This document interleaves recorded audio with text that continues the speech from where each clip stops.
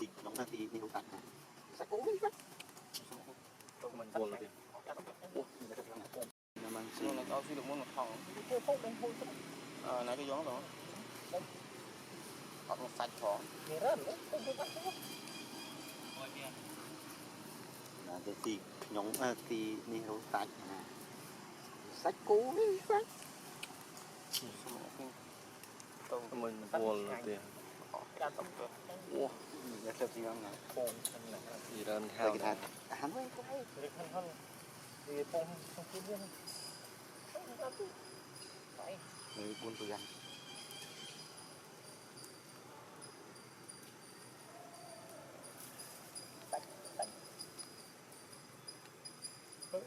bộ cái xanh này bà nó cái thùng xanh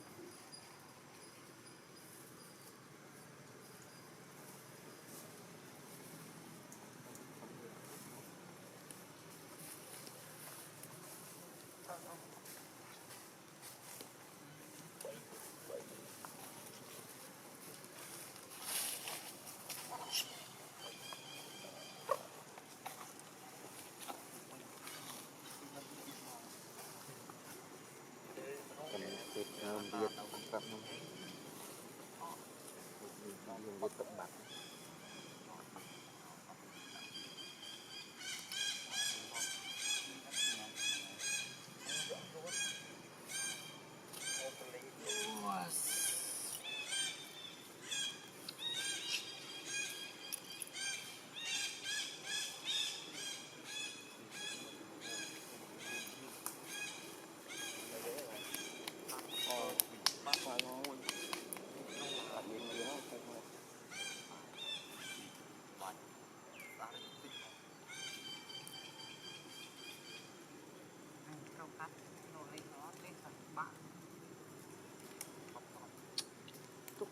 cái lê trong tìm lê nó đâu trong bóng coffee nó không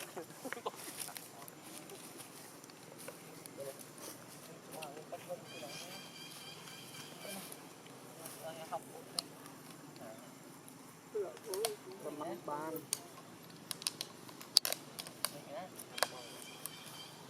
nè vi ôi xem bóng chú cái đường lôn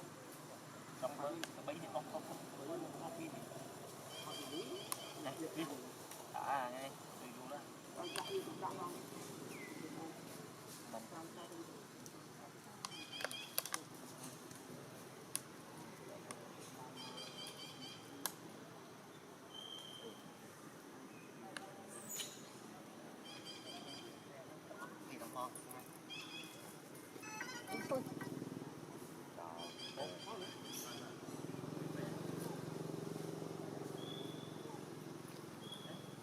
Kamu, kau tahu lah,